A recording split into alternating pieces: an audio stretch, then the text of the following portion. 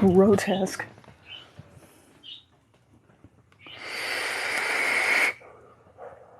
I could what? Lady Aoife, glad to see you. I want to let you know, I just made an espresso, and because it was you, I used my cat mug. Hey, can you all hear me?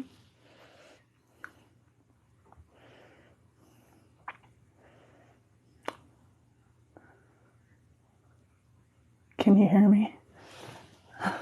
Oh, there we go. Okay, excellent.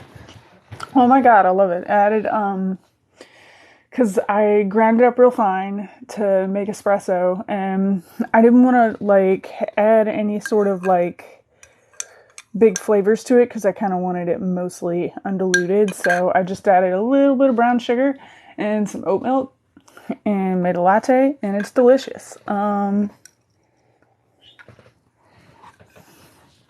Yeah, everybody get your cat mugs out.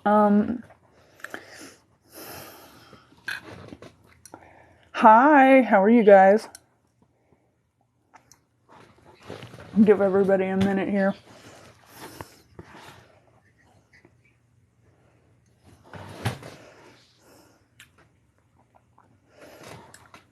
So, I'm behind a little bit, actually. I need to catch up. I love it. It's great. For anybody who's not in the redacted area, I got a bunch of mail in my P.O. box. My P.O. box is in my bio, and people sent me stuff. So I thought I would unbox it before we get down to story time. I haven't opened most of it, the exception being Lady Aoife's, because they DM'd me privately, and I wanted to thank them because they got me this, and it's the Pete's Espresso Forte, and it's got, like, it's a dark roast with, like, hazelnut in it, so I made an espresso with some oat milk and a little bit of brown sugar.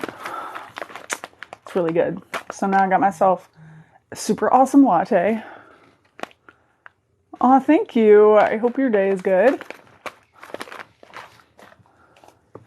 But yeah, so I got mail and I was gonna unbox it when everybody files in. And everybody who sent me stuff, thank you so much. I never thought anybody would, like, just send me stuff. So I really appreciate it.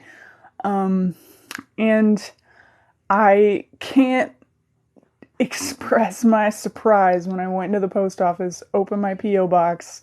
I knew one person had sent me something. And I find, like, 2 keys in there that I have to go scavenger hunt around the P.O. box to find boxes that were literally so big they would not fit in my P.O. box. So there's that. I have a very large one here that I have not opened that I'm assuming is coffee, because everything else was coffee. Everything in the boxes was coffee, I think. It all had, like, a return label that was like, Pete's Coffee, and I was like, awesome. You did, and then I have, I believe this one's gotta be yours. It's the only one that doesn't have a return label that seems like it would be coffee. So yeah, I thought we could unbox it if you don't care to. So, which one? There's also this very large box. Hold on, let me get this. Oh my god. This very large one. And which one should I open first? I feel like it's gotta be coffee because it's Strange Brew Coffee House. So, and then I also ordered, my coffee order came in today, so I'm swimming in coffee, you guys, which is the dream for me. Well, not to swim in it, just to drink it, really, but a big one. Go smallest to biggest. We should establish rules. Smallest to biggest, okay.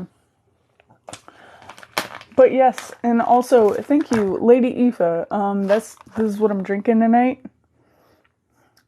Lady Eva gave it to me. I think I'm gonna make the coffee that you guys send me every Tuesday and give you feedback on how I like it and what's good. I love this one though. The hazelnut dark roast. Oh, it's really good. Hi, how are you? I'm gonna open Jen's. I wanna see these. Because I kind of got spoiled on what they were, but I don't know.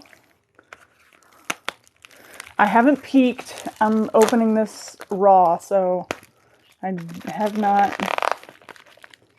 I don't know what they look like. Ooh. I don't know how fragile this is.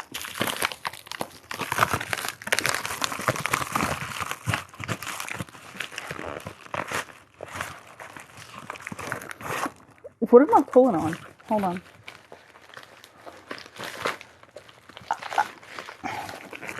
I'm pulling on something. Okay. Oh, it was an external. What? Sorry, there's like a lace hanging out of here. Hold on. Let me. That's what I was touching. I was touching this and I was like, what string am I pulling? Ooh. Ooh. Ooh, these are elaborate. Oh my god. Okay. Okay, it's like a string headband. It fits. Oh, so I guess you can adjust it. Yeah, okay. Okay. I feel it. I got the gist now. I thought they would be like spirit gum horns or something. They're not. They're like, it's got like a string on it. These are awesome. That's gonna be really cool.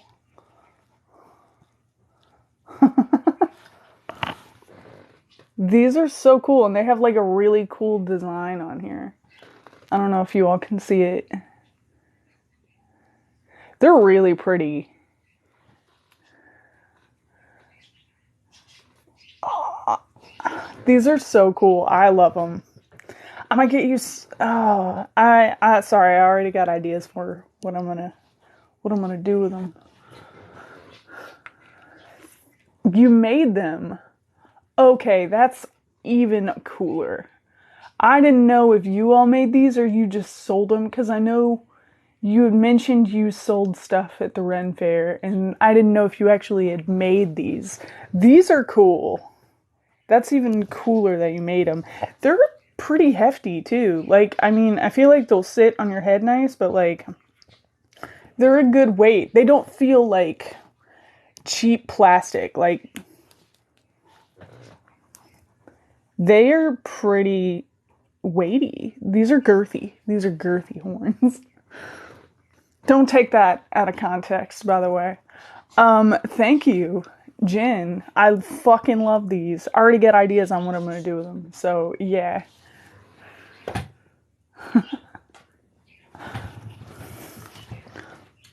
Hold on. I'm gonna drink some coffee.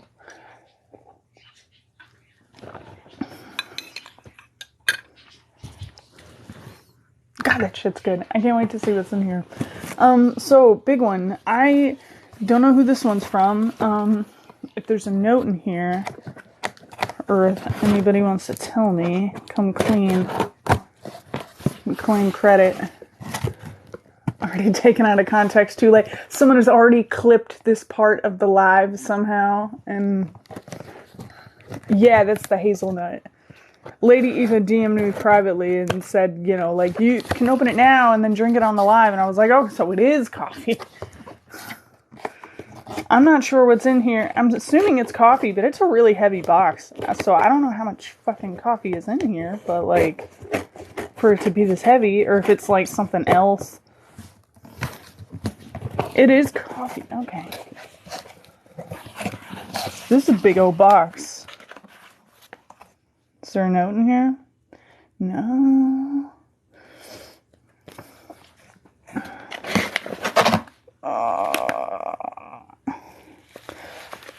It's from Strange Brew Coffee House. This one's pumpkin spice. It's kind of faded on the label. About 3 pounds. You want to know you love hazelnut? Oh, okay. The one that I'm drinking is from Lady Aoife. It's Pete's Coffee, the Espresso Forte, and it's a dark roast with hazelnut. I got a lot of coffee. Yeah, these are like industrial size bags. For reference, here's my hand. These are bigger than my head. These are huge bags of coffee. I was wondering. And then a house blend. Oof. Bushwhacker. There's no flavor profile on here, by the way, so this is gonna be a surprise no matter what.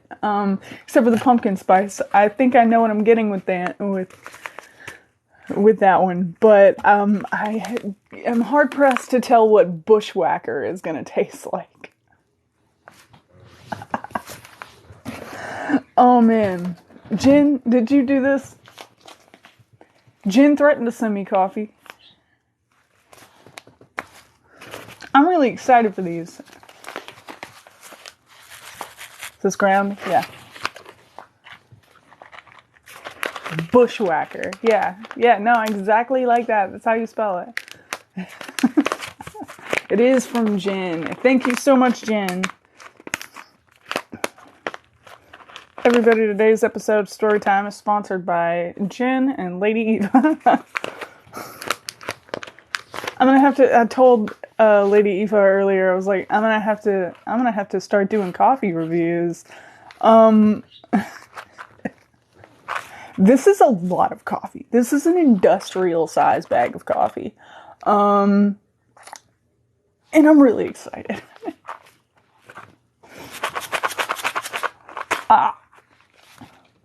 I'm surrounded by coffee. This is exactly what I've always wanted. If only there was a cat in here too.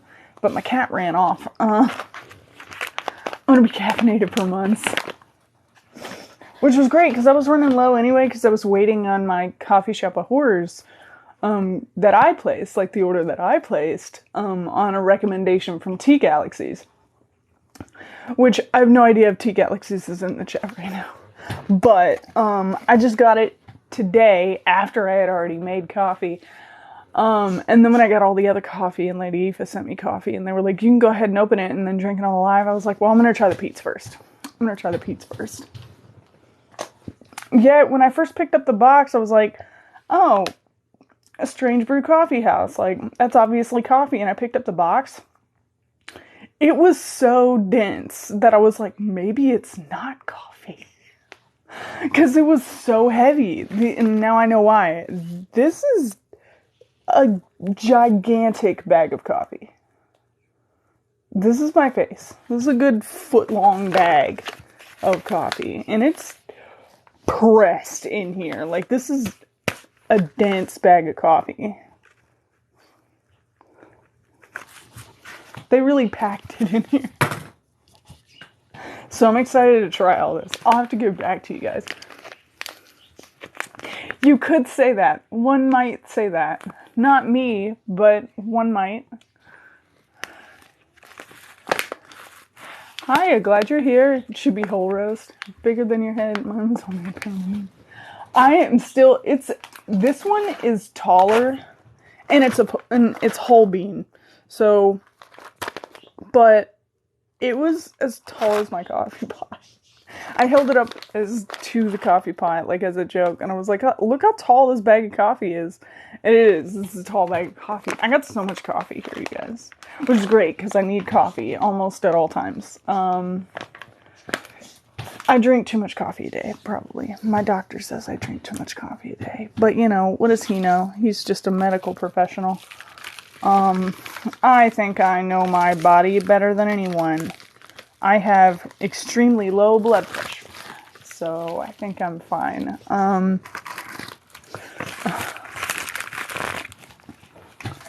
I'm stoked to try all this out. I really want to know what Bushwhacker is, just as a profile. I'm like, I don't know what it's going to taste like. You've given me no clues. There have been no leads on what Bushwhacker might taste like. So I am pretty stoked. Not gonna lie. That, and I have 3 bags from Coffee Shop of Horrors in there that I gotta try. I'm gonna start doing coffee reviews or something.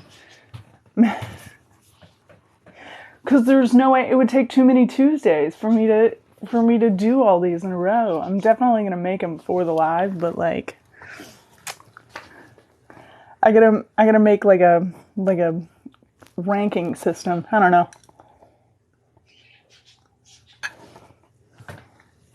But this one's really good. The hazelnut, oof, it's real smooth. And I didn't add much to it. I added sugar-free oat milk and like maybe like a teaspoon of brown sugar. It's really good. I know some people like it really sweet and stuff, so I'm not like the most sweet loving person ever, but could put them in the redacted. I do a rating system in the redacted specifically for no. Maybe, I'm not sure. I don't know the best medium for it yet, but gonna have to put together a coffee review system. And thank you all, everybody who sent me stuff. I love it, and I can't wait to try it. I already got ideas for the horns. I'm gonna put my horns on while I drink coffee later. No, I have video ideas for the horns though, so that's gonna be really cool. And thank you so much for sending me stuff. I never thought I'd have people sending me stuff, so that's super nice. I appreciate all of it. You're never under any obligation to do any of that, and the fact that you just choose to do it, made my day today. Rank by cats. Rank by cats. Yeah, I give this 4 out of 5 cats.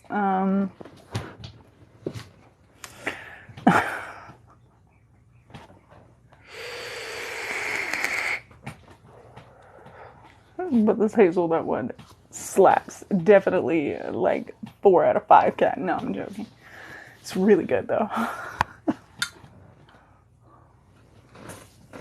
Yeah, 1 out of 5 or 1 out of 10. Should I do it 1 out of 5 or 1 out of 10?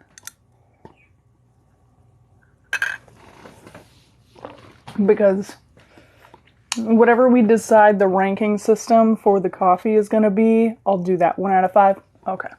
Seems a solid metric. But I'll rank them. This is good.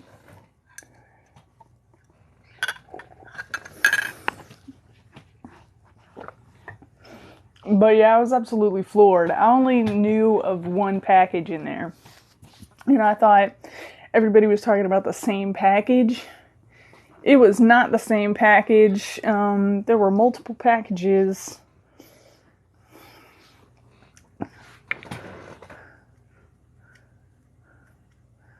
Like this gets a calico out of space. That's gonna be a really hard to quantify rating system, but I almost love it because it's ambiguous. Like, you don't know. Everyone's opinion on cats depends on their feelings towards a specific breed of cat. So you'll have no idea when I'm actually ranking it because you don't know my preference.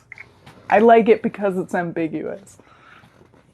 Oh, I really was. Like, I was like, how am I going to get all this out to my car? Was the first thing.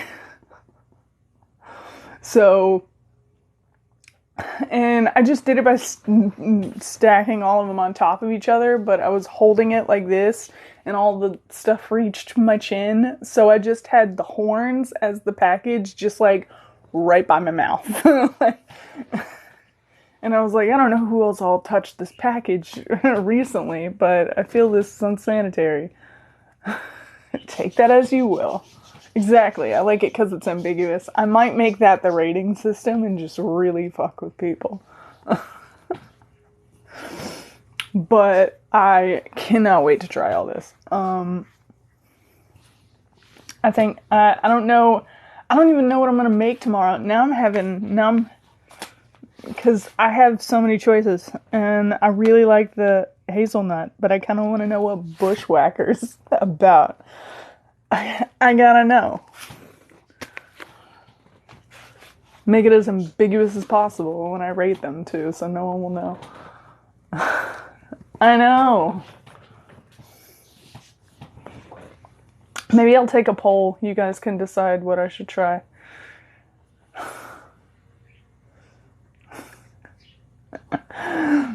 I haven't decided anything via the eeny, meeny, miny, mo method since like 4th grade, and I don't think I'm gonna pick it back up again.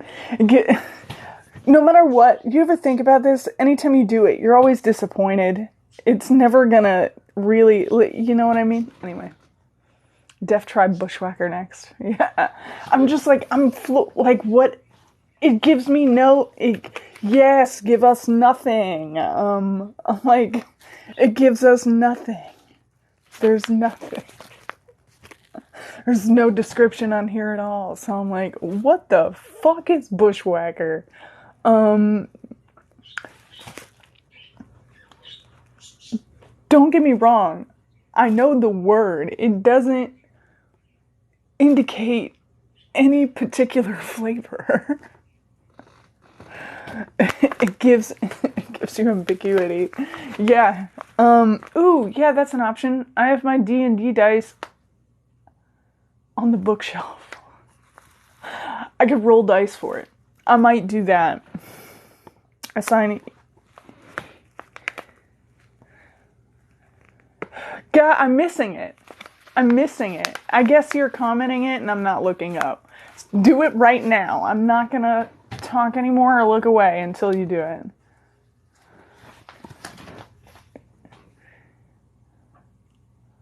Hold on. I'll answer the D&D question in a minute. We gotta wait for Jen. Jen, go. It's all you. Jen, now that I'm waiting for it, they're not gonna do it. It's exactly the sort of thing Jen would do. Or not do.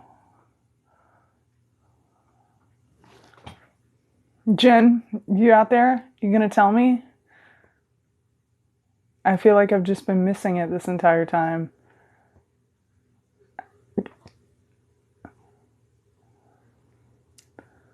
Jen? You still there? Jen, leave.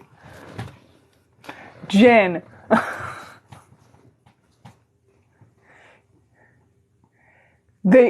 Did they leave and then come back in? Are you back in? Jen. Jen, you gonna give us, Jen.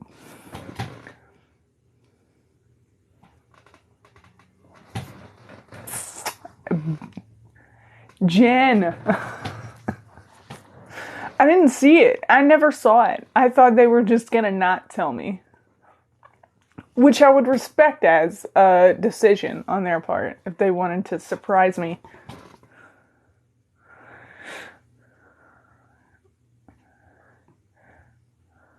TikTok may be filtering it out, especially if I didn't turn the automatic live chat filters off. What are they saying that would be filtered out automatically?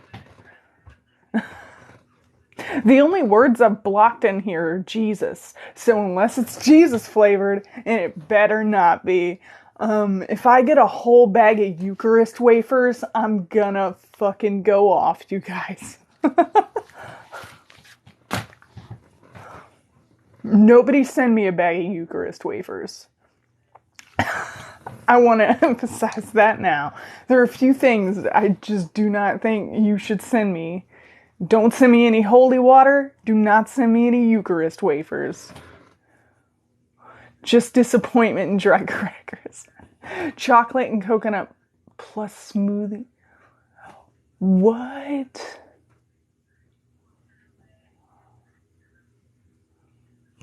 What?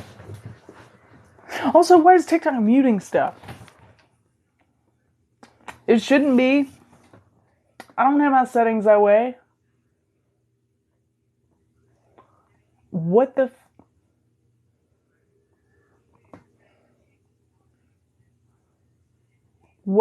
there should not be any muted accounts.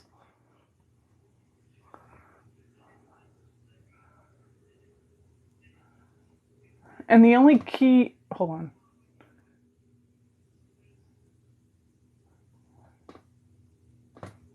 Yeah, I don't have anybody, I didn't set it up that way. Oh God, it'll do that on its own. Why is it filtering out weird shit? You can't filter out Jesus, but you can... Actually, you know what? Never mind that track.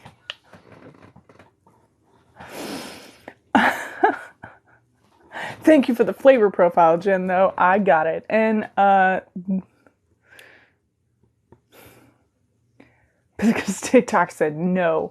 And yes, when you asked, I used to play D&D. I have not anymore, mainly because I don't have any friends. And, I'm not really looking to make any, so I don't have a group to play with. There was like a convenient sort of group I was in high school, but I don't really play anymore. But I do have dice, and I only think I have like 2 sets of dice left. But there's one over there, and I don't know where the other one was. My original set went. Because I don't really keep up with it. Because once again, I haven't played since like ages. It's doing it automatically. Yeah, what's wrong with our smoothie? Speaking of smoothies, no, I'm joking. This coffee. This is an espresso. Filter that, TikTok.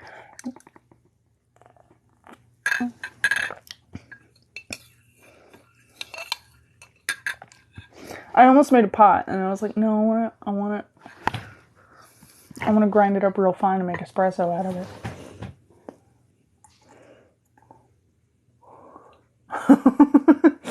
It's just wine. It's a bag of wine. Y'all ever played wine bag? Don't answer that. Don't answer that, actually. Does anybody know what wine bag is? No, I can't.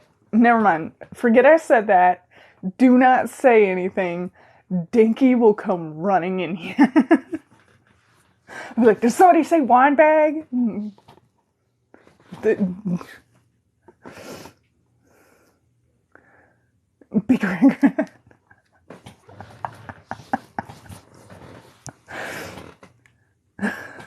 You can neither confirm nor deny on this live.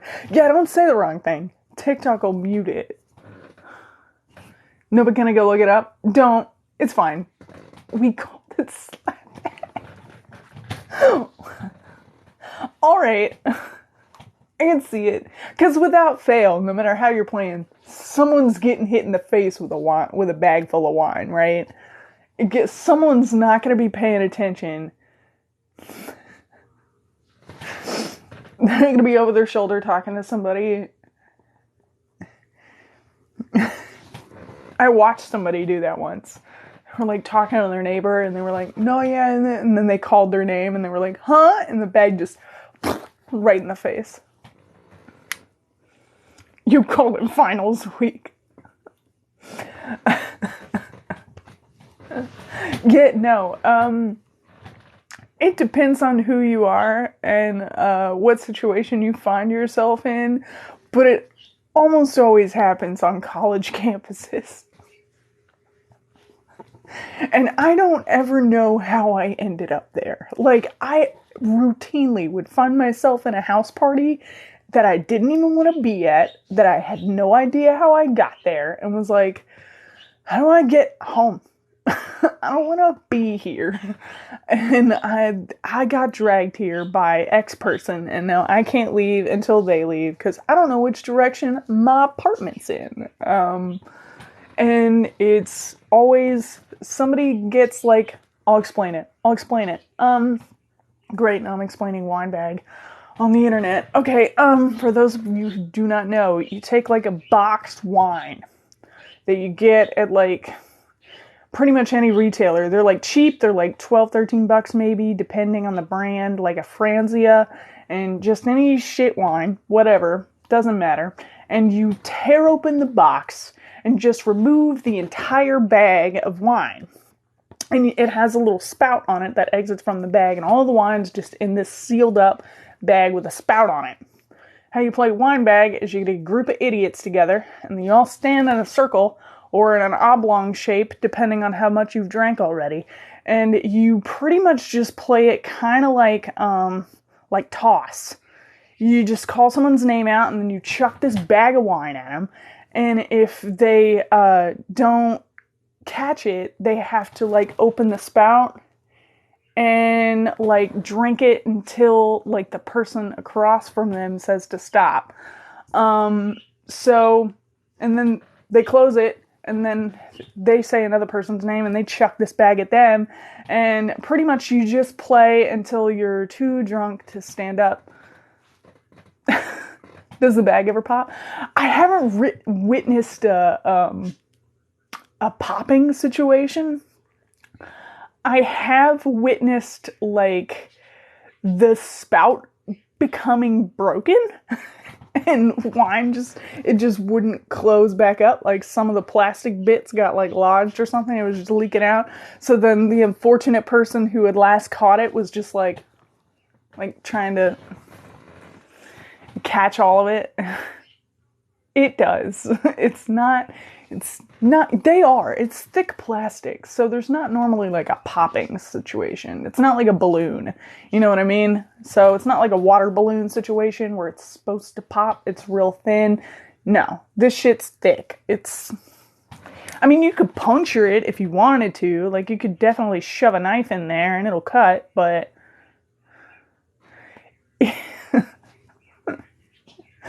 anyway, that's wine bag. So now, if you didn't know, you're educated, and if you do know, I'm really sorry.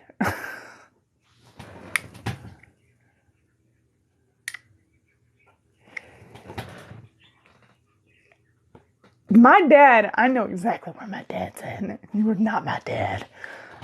Everybody here knows my dad. Sound off, who knows dad? Dad's working. It's funny because some of you know.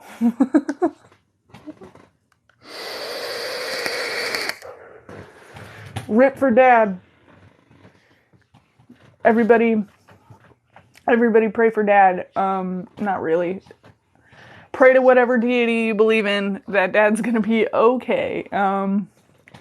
Everybody text dad simultaneously right when this live ends. He's gonna get his phone blown up. He'll kill me. Don't do that. He's very strict, and he's gonna be real mad if everybody blows up his phone at once. Especially if he's at work. Yeah.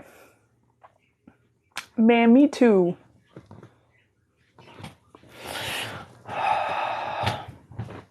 Then I haven't seen the cats in a while, and I gotta go over and visit. Especially because I have to visit my birth mom, so like I don't even want to go there. But I owe him beer, so I owe my dad beer, so I gotta go and give dad beer at some point.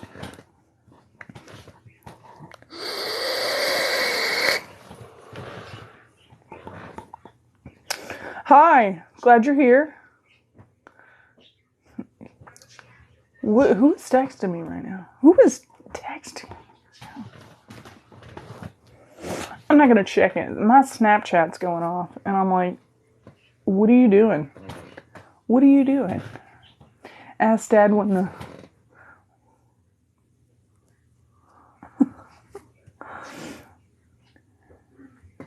Yeah, I want to come over there and visit, but I don't know. Thank you. Get him, Auntie. I like how Denki joined the Redacted earlier today, and everybody immediately was like, what family member you want to be?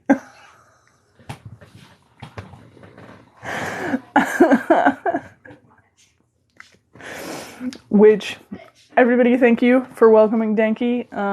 And we're going to start a voice chat that's just dedicated to Denki ranting about stuff. I want to be clear, they're still going to do designated rants about stuff during the live in the intermission. The intermission will be Denki ranting about stuff.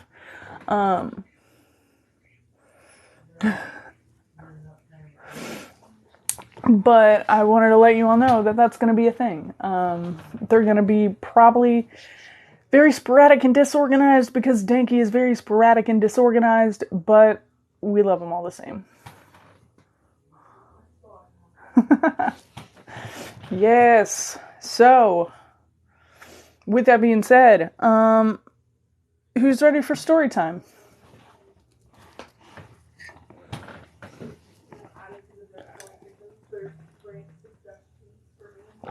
Who was DMing me in the redacted? 2. It's a ragamuffin. Man. Alright, so the time has come. Actually, we're about to find out the mystery. So who would like, before I get started, to tell me their theory, who has not finished the book already? Would anybody like to come forward?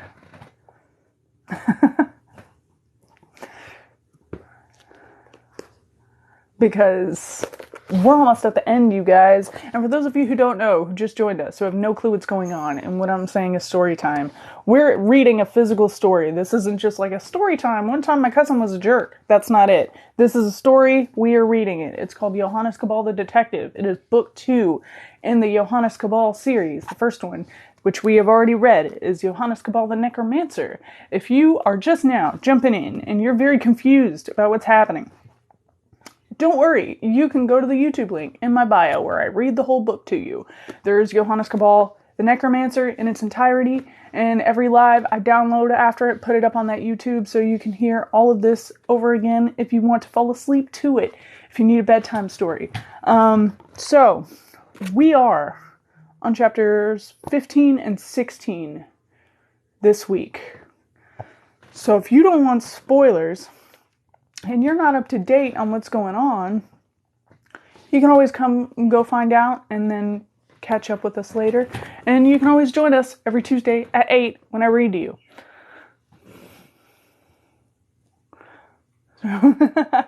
Yay! I'm glad I could help you study. Alright, well, Roman Poets Code. If you don't know what's going on, definitely visit the YouTube link in my bio and you'll figure it out, because I've been reading this book to everybody every Tuesday at 8, and you can feel free to follow along with us. If you don't want spoilers, though, I would dip out now, because we're going to spoil the book. The second one, at least. First one's still up for grabs. But if you're confused and you want to know, it'll be just the same as how I feel in math class, so it's chill. Well, it's not debating if I know how it ends. It's not thorny, so no, zip it. If anybody else has any theories, though, I'm ready to hear them. You're always confused.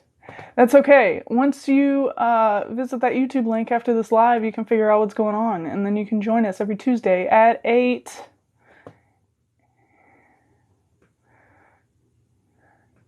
I have 2 in mind. You can't decide which one you want to go.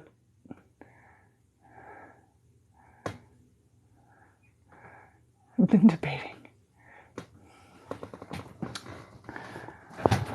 For reference, what we were talking about specifically right now is this one is a murder mystery of sorts. They're on an airship, there's been multiple murders, everything is getting really shady. It's about a necromancer named Cabal who has got himself into a spot of trouble with a foreign government and is trying to get out of it, but just seems to get roped into more shit. And he's finally got off the airship where all these murders have taken place, only to witness another passenger aboard the ship who had gotten murdered in a safe house, and figures out that he was pretending under an assumed name and his real name was of a different nationality than the one he suspected. He tried to reanimate him to get the murderer's name out of him, but the guy just died all over again. So, we're now on the cusp of knowing who's responsible for all the murders. And I told you, it's not simple. It's not a simple answer, like, it was him, Your Honor. Like, it's definitely... It's definitely a little bit more complicated than that. Rose knows. And T-Galaxies knows. T-Galaxies read this book before I even started doing the live.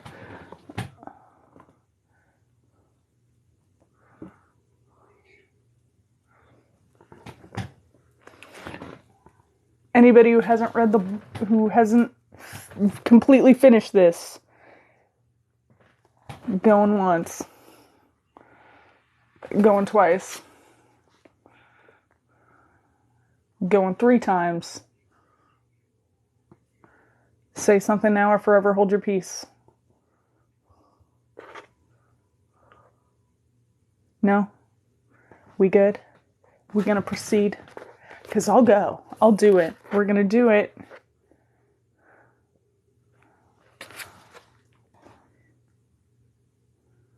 Are we ready? Do it. Okay. All right. Here we go. I almost lost my spoon. Everybody strap in. Last time, just to recap, left off on a major cliffhanger. He had just walked back into the aeroship that he had just managed to escape. And everybody's like, the fuck are you doing here? Also, Maricol is there for no good reason. That's where we left off. That's what you missed on Glee. Okay. Chapter 15, in which Cabal sets the scene. Cabal, cried Count Maricol warmly. I cannot begin to tell you how very happy I am to see you. Really? Said Cabal, his sang-froid slightly shaken. Really? Maricol drew his revolver and leveled it at Cabal's head. Now I can finally kill you! Cabal rolled his eyes. For somebody who fancies himself a great thinker, you don't tend to let it get in the way of doing something stupid, do you? There's nothing stupid about shooting you, Cabal. In front of witnesses? Oh, but of course that's not really a problem, is it? There's not a person here who will ever tell. Hold your fire, sir, said Colonel Constantine. This is not the place for an execution. Oh, you're going to shoot him, Daddy? Lady Ninika stepped forward, face flushed with excitement and every inch her daddy's girl. She smiled. Good. He was horrid to me. Under different circumstances, Miss Barrow might have remonstrated with Lady Ninika, but she had only just seen her ladyship for what she was, the vanity and solipsism, the lack of concern for others, the hunger for new amusements to titillate a palate that jaded too quickly. Miss Barrow could have kicked herself for not spotting a textbook case of psychopathy until now. Count Maricol grunted with irritation. Would you please be quiet, child? One thing at a time. Cabal was growing irritated, too. He had been planning his grand entrance for the past few hours, and people kept chatting instead of letting him get on with it. He coughed loudly, and gratifying silence fell. You have the gun, Maricol, so you make the rules. I would, however, suggest that I know several things that you don't, and that these facts represent areas of ignorance in your knowledge that that will prove very important soon. You can kill me now, but I guarantee that you will regret such precipitous action before very long. Maricol sighed heavily. Don't you ever shut up, Cabal! In my laboratory, I may remain entirely mute for months on end. This is not a time for silence, however. I have a story to tell that will illuminate much for some, less for others. But everybody will learn at least one thing vital for their futures, such as whether they have one. Why did you come back, Cabal? Said Miss Barrow. There was an electricity in the air that she did not like, an approaching storm of violence that contained at least one thunderbolt specifically meant for him. What was worse was the building sense that Maricol did not intend to stop with one body at his feet. Cabal had been right all along about the deaths aboard having political roots, and politics can be a more ruthless killer than any number of wild-eyed maniacs.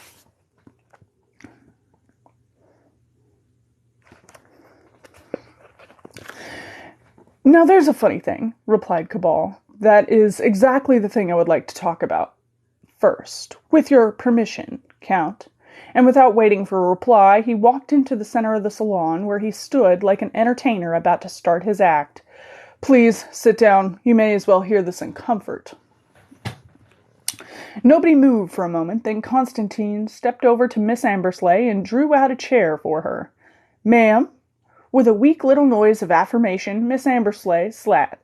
It was the catalyst, and the other passengers found chairs, too. Maricol watched the proceedings with contempt, but realized that the perfect moment for shooting Cabal had come and gone, and that he could no longer do it with panache.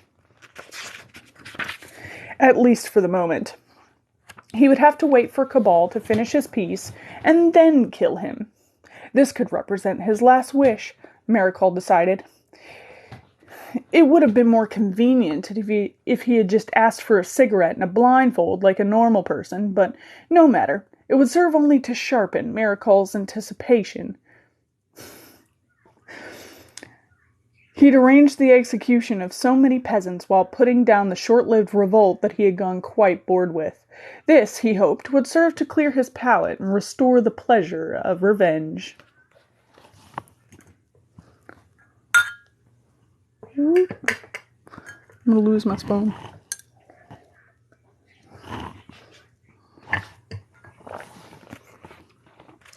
He strolled to the bar, helped himself to a glass and a bottle of Mercarvian spirits that bore a similar chemical composition and taste to de-icing fluid, and settled himself on a bar stool.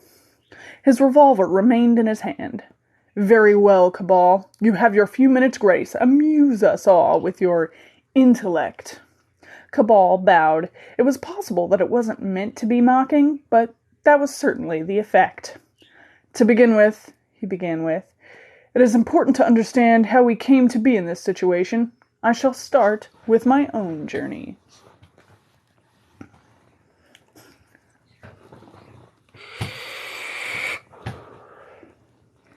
Interludes. And so he did. It is unnecessary to recap much of what he said, but to emphasize that for reasons best known to himself, he was entirely frank in all details. There are, however, two parts of this story that have not appeared in the narrative thus far. These sections we shall refer to as How Cabal Defeated Count Maricol in a Duel, and How Cabal Came to Change His Mind. So, if you've been waiting this entire time to hear how Count Maricol lost, now is the time. And I'm going to make myself a comfortable throne of pillows.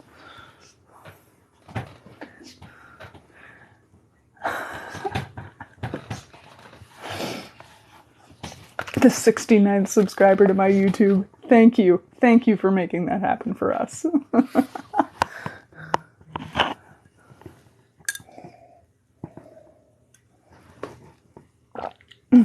Let me just get some de-icing fluid for the vibe. Yeah. All right. About damn time. Exactly. How Cabal defeated Count Maricol in a duel. I cheated, said Cabal evenly. Aha, said Maricol. Finally, I should have you write that out and sign it, Cabal. Everybody from the generals to the sneeriest little putzer has decided that you're some sort of master swordsman and that you bested me. Well, technically, I did. Maricol's paper-thin patience was beginning to tear. He slammed his glass on the bar and tightened his grip on his revolver. You cheated! You just admitted it!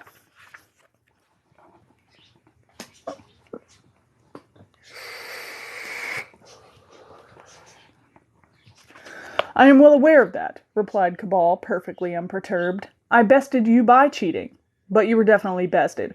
I was off and running while you remained behind, tied up. You could not have been much more bested, although, in hindsight, perhaps I should have killed you while I had the chance. He was pensive for a moment. Yes, I should definitely have killed you. So much unpleasantness could have been avoided. It was very easy to outwit the Count, Cabal said to his little audience, which by this time included Captain Sten, who had returned from the bridge and was standing by the door. He is a creature of pride, and as such is prone to appeals to his vanity, in this case. That of being a great swordsman, which, in fairness, he is, and my, doesn't he like to demonstrate that fact. In this instance, he gave up his revolver, unloading it beforehand, dropping both revolver and bullets to the ground. "Go on, then, Cabal," growled Marechal. "Tell them about your great party trick." I can load a revolver very quickly. I forced the fight to one side of the room, then dashed to where the revolver and the bullets were, and had a round chamber before the Count could reach me. "Damn your eyes," said the Count. He emptied his glass and refilled it immediately, demonstrating one of his own party tricks in the process. "Oh," sighed his audience, disappointed. "See," said Cabal. "This is why illusionists and conjurers never reveal their secrets. The sheer banality of it more than offsets any pleasure the feat might have created in the first place. You're sorry you asked now, aren't you?" And indeed, they were.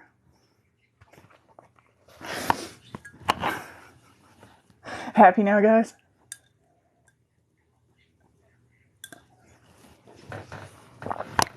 That's how we won.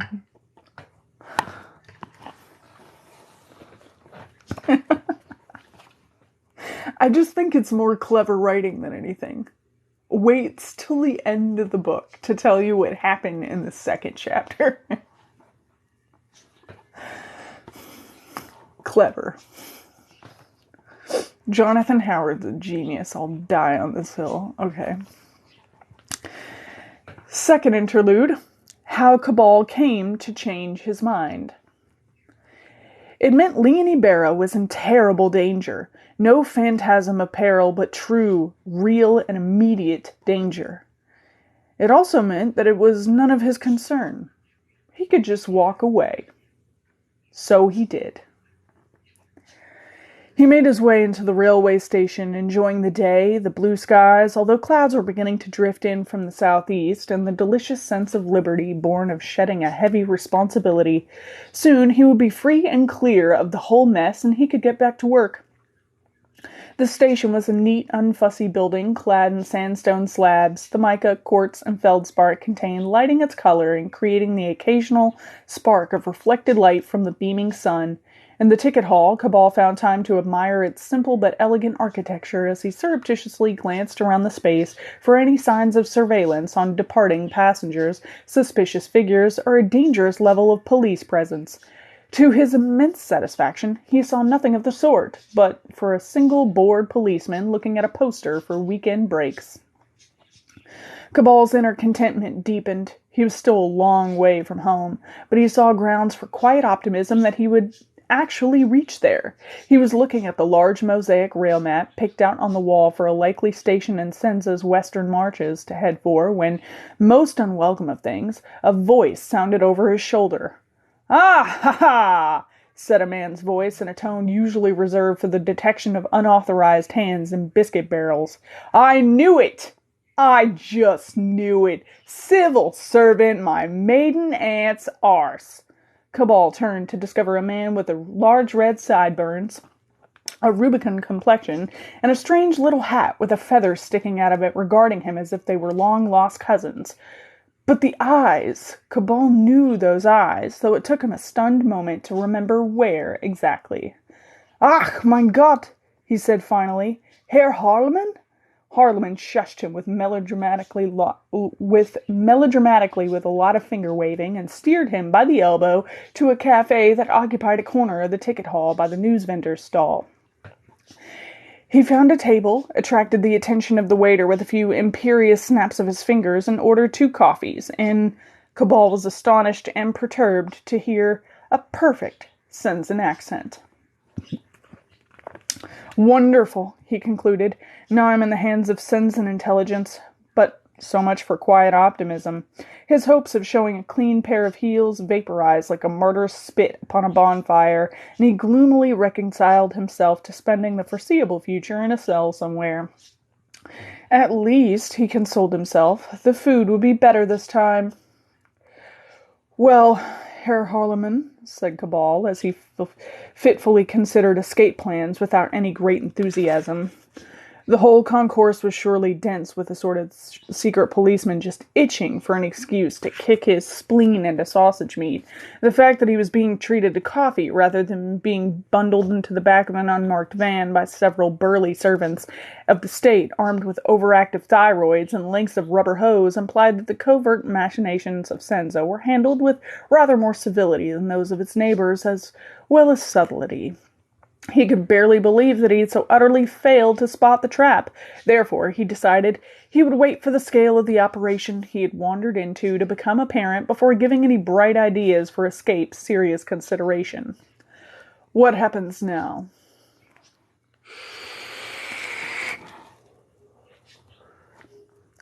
Harleman shushed him with the same unnecessary finger wigglage as the waiter returned with their order. He waited until the waiter had gone again before whispering to Cabal, "I'd appreciate it if you would call me Signor Moretti, old man." Cabal looked at him curiously and took a sip of his coffee to hide his surprise. "Moretti?" "Guido Moretti. Guido means wide one." He smirked at some private joke and started on his own drink. When dealing with devils, demons, and the ungrateful undead, hiding one's emotions is a survival skill. Cabal, being a well-practiced necromancer for several years' experience and still alive to boot, had long since nailed that particular talent down, and so gave no hint of his inner bewilderment. He had been expecting Harleman, or Moretti, or whatever his name was, to be in control of their little tete-a-tete, secure in the knowledge that he had any number of goons within easy call to jump on Cabal should he prove intransigent. Instead, he was behaving as if he were on equally thin ice. Guido means wide one, he thought. What's that supposed to mean? Wide one. Wide. A morsel of slang occurred to Cabal, and then he understood. Wide boy. With calculated nonchalance, he tested the water. Profitable trip? Moretti, as Cabal decided to consider him, given that Harleman was no truer a name, grimaced over his cup and shook his head slightly in answer until he had swallowed his coffee. "No, utter disaster. I was getting somewhere with Miss Ambersley on the first evening out so that the old girl could give me in with her ladyship. Rolling in it she is, the stuck-up little baggage. I had such plans." He sighed regretfully. "But then that digger fella throws himself out the window, and then somebody has a go at you, and suddenly everybody suspects everybody. Utter disaster. Just getting aboard that flying hotel cost me a fair wad of seed money, I don't mind telling you. Well," he added with a conspiratorial wink, "I don't have to tell you, do I? Setting up as a civil servant, though, I have to hand it to you, that takes some neck.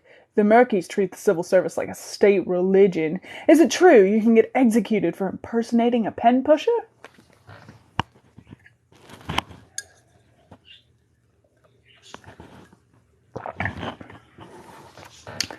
It sounded like the kind of thing the Mercarvians would do, so Cabal affected additional sang-froid on top of his nonchalance and nodded. To think, he had been an ice-cold master criminal all along and hadn't noticed. "I believe so." "You're a cool one, Meisner," said Moretti, chuckling. "So what's your real name?" "I haven't decided yet," replied Cabal. His instinct was towards evasiveness, but when he realized that this had furnished him with the sort of bon mot that real master criminals sit up all night devising, he was not displeased. It certainly had the desired effect on Moretti. He grinned appreciatively and tapped the side of his nose. "I hear what you're saying, mi amico. I don't know what game you were playing, but I'm sure it was something big. Hey!" He leaned forward. "So did you have that English girl?" "I beg your pardon?" said Cabal, honestly perplexed. "That sweet blonde," Moretti insisted. "Come on, you must have. The amount of time you two spent together? What was she like?" Something slipped inside Cabal's mind, like a gear slipping in a transmission, or a plate slipping from a shelf. It felt intrinsically wrong and profoundly unpleasant. Here he was, pretending to be a criminal, which was all very well and good, but he was pretending to be a criminal to a criminal, and he was being all too convincing. Cabal knew that, technically, it was no more than the truth. He broke laws with such monotonous regularity that he no longer even noticed himself doing it. He stole books, he disinterred fresh corpses, and, when necessary, he killed people. He committed misdemeanors with the ease of breathing, and felonies were barely more challenging. In the strict legal sense, i.e., that committing crimes is the act of a criminal, yes, he was a criminal. He was good at it, too. He was very rarely caught and never successfully punished, which was just as well, since most of the punishments for his acts involved nooses, axes, or immolation. All this, it was reasonable to suppose, made him a master criminal. Yet here he was, with a real criminal, a career confidence trickster, and that man made him sick. Every law Cabal broke, every crime he committed was dedicated to one single, shining, glorious goal: to defeat death. That was all he desired. Money didn't matter to him. Power didn't matter to him. All he wanted was to be humanity's champion against its first, its last, and its greatest foe. Money mattered to Moretti. Power mattered to Moretti. He would gorge and bloat himself as a parasite on humanity's flank, one of the hundreds of thousands, perhaps millions of similar parasites in the world. Cabal saw a sea of filthy, sucking things like Moretti, the unconscionable tide, and he saw himself there too, drowning and indistinguishable. Moretti was waiting for him to speak through the long silence. "That good, eh?" he said cheerfully. Cabal ignored him. "Who lies with dogs shall rise with fleas," he said in an undertone. Sometimes he wished he still lacked a soul.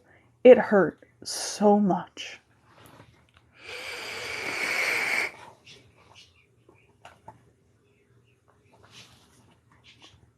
"What?"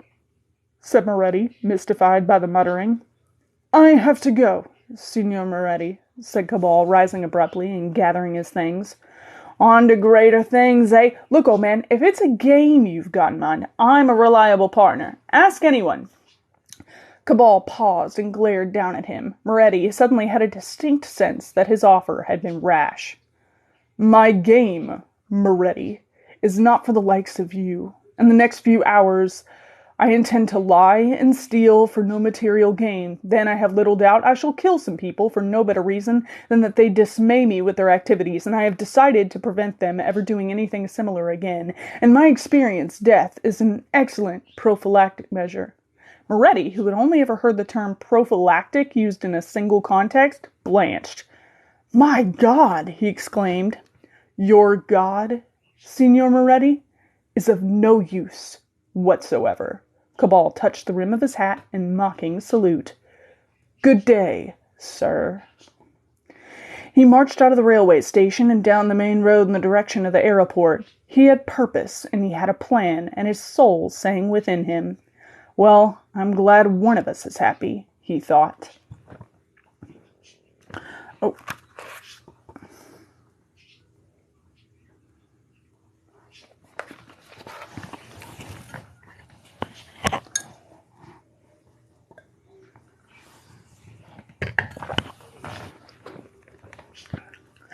To anyone with the slightest sense of self-preservation, there is something unnerving about being in the presence of an entomopter that makes one think that going by train might be a better idea, or perhaps a narrow boat, or walking, or staying at home. Perhaps it's the lightweight construction or the whirling wings that cut twin figures of 8 on either side of the skeletal fuselage.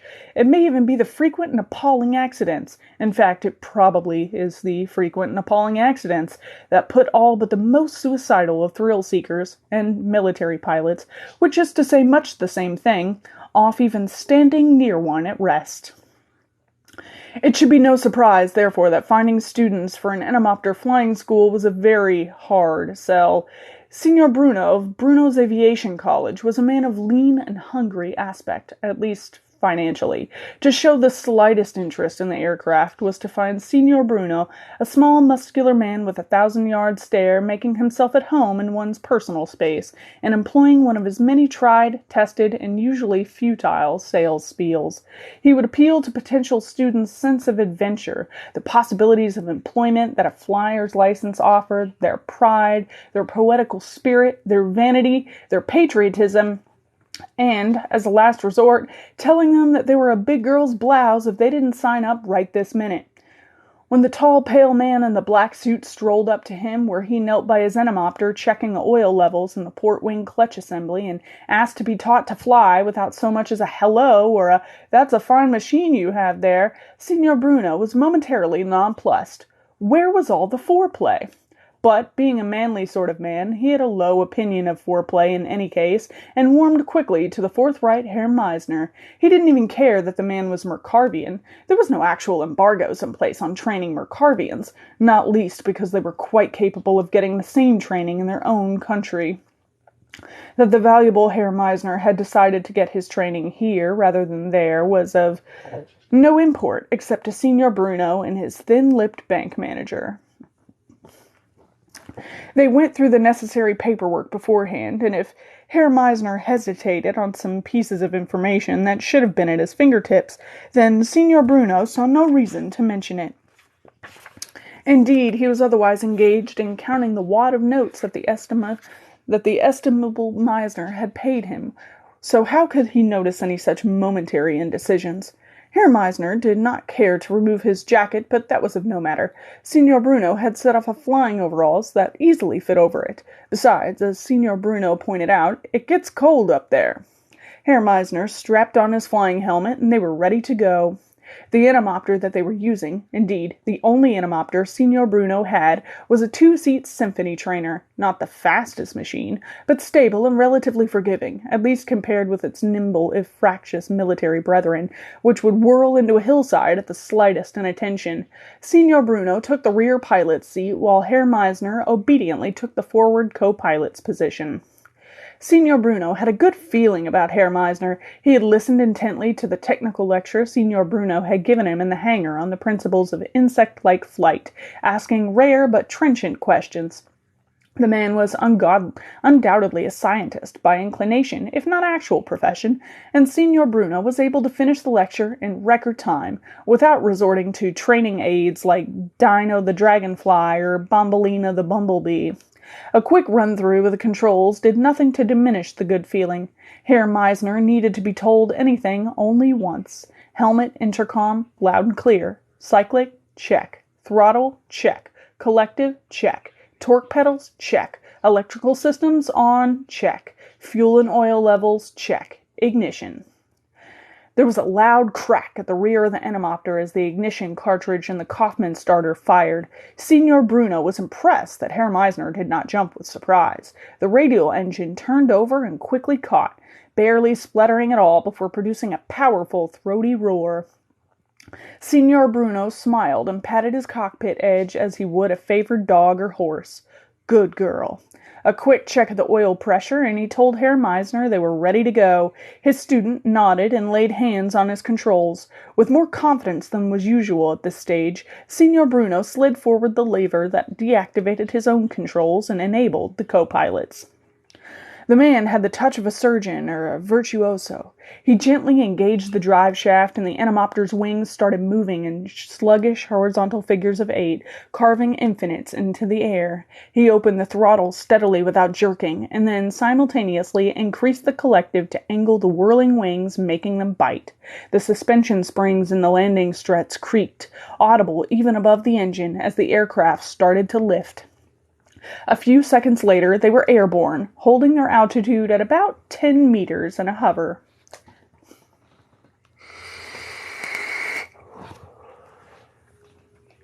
Signor Bruno was delighted. Such a fine student! Bravo! Meraviglioso! But he did not remove his hand from the control shift, because even prodigies make mistakes. From there, Herr Meisner brought her down to a gentle landing, then up again with translation into forward flight, to a halt, to another landing. Signor Bruno was full of happiness, although, regretfully, He knew that Herr Meisner would not be requiring very many lessons before he would qualify for his solo license. They flew up and down the field, Herr Meisner bringing the symphony to gentle hovers and briefly experimenting with backwards and even, to Signor Bruno's mild alarm and a tightening of his hand on the control shift, sideways flight. After an hour, the lesson was over, and Herr Meisner landed the anemopter with great precision from where he had first lifted off. They unstrapped and climbed out, Signor Bruno extolling his student's natural ability to the heavens. Herr Meisner said it was nothing but a good understanding of the principles at play and a calculated degree of handling with the controls, neither tremulous nor violent. Signor Bruno said such a balance was a rare thing in itself. Herr Meisner replied that it was the secret to how he lived his life. They parted then, Herr Meisner bidding Signor Bruno a polite farewell and the promise of another lesson on the following day. If Signor Bruno was available, Signor Bruno mentally reviewed his empty appointments books and replied that he was sure he'd be able to squeeze another lesson in somehow.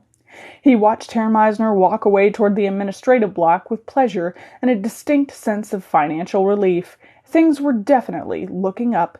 He set off for the field exit, intent on having something nice for lunch.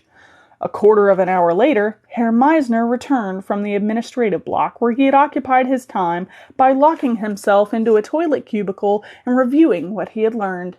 He wandered around Signor Bruno's hangar as if looking for him until he was sure he was alone. Then, pausing only to put on the same flying suit and helmet that he had so recently doffed, and to take a handful of cordite cartridges for the Kaufmann starter, he walked out to where the symphony trainer sat patiently. Then he stole it. And that is chapter 15.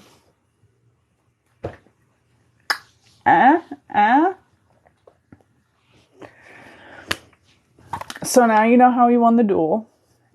And now you know why he went back. And how he did it. So we're all up to date. Hi. Then he stole it.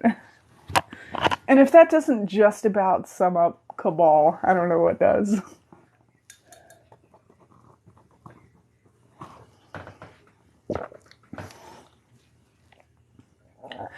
You ever just stolen something in plain sight?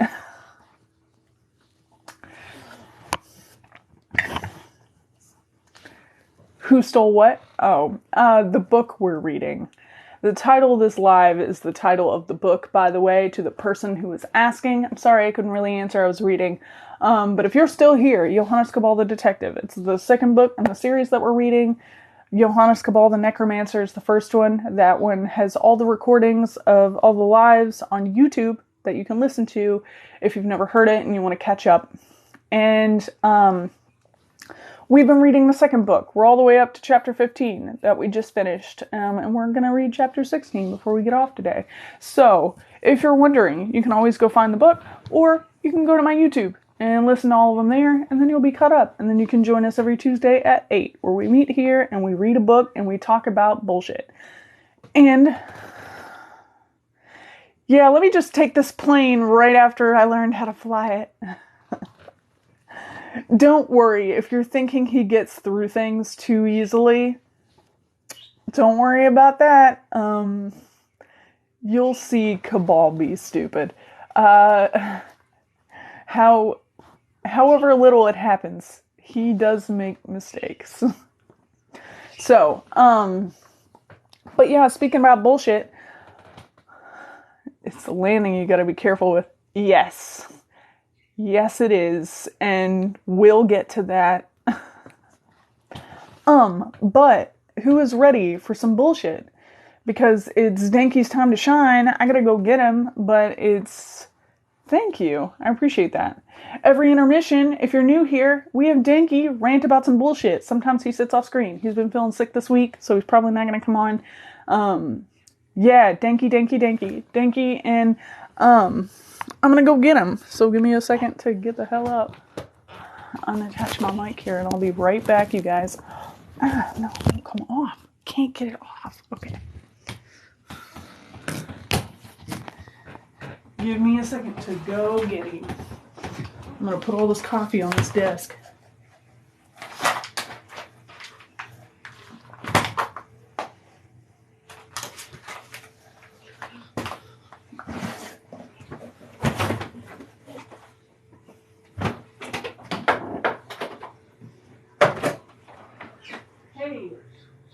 ready to rant about conspiracy theories? Let's do this. Let's do it. Oh, I will. This is why. You didn't tell them what it's about, right? I have not. Good. I have not yet. Good. I was going to let you introduce it if you wanted to. Okay. So we're here for rant time. Also, I'm recovering from strep throat, so if you say anything about how shitty my voice sounds, you're homophobic. I make the rules. This one comes direct from the Discord. Crimson. I picked your topic. Hey! Right there. I picked your topic mostly because yours is the only one I know anything about. Sorry to disappoint.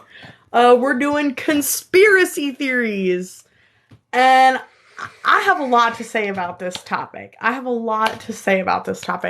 Because in theory, yes, you will be canceled on Twitter. I threatened to cancel Mythos on Twitter already today. Don't fucking tempt me. I'll do it. That's Denki's catchphrase is, I'll cancel you on Twitter, and that's homophobic. Yes, I cancel the cat for being homophobic all the time.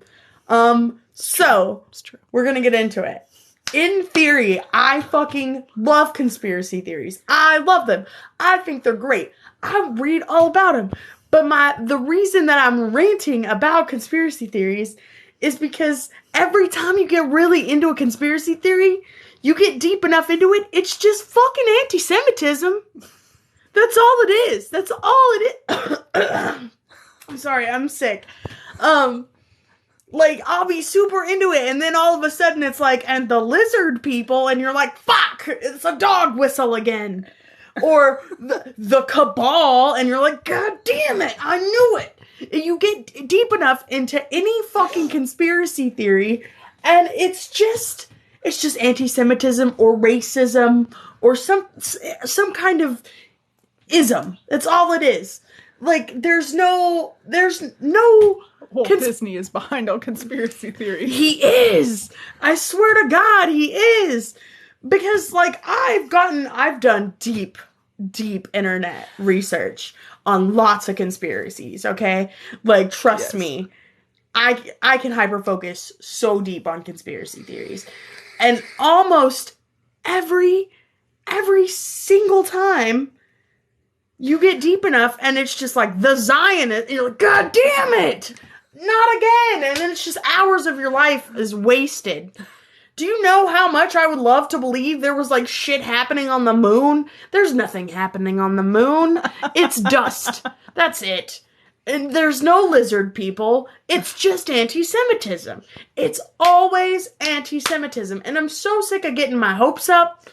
Every time. There's gonna be something new and original and fresh. Yeah, I'm always like, ooh, this is cool. Let's get into it. Ah, fuck. It's more anti-Semitism. It's like, yes, it is, and it's not even good anymore. Like, we've surpassed all the good conspiracy theories at this point. Like, oh, the moon landing was fake. Okay, sure, whatever. That's fine.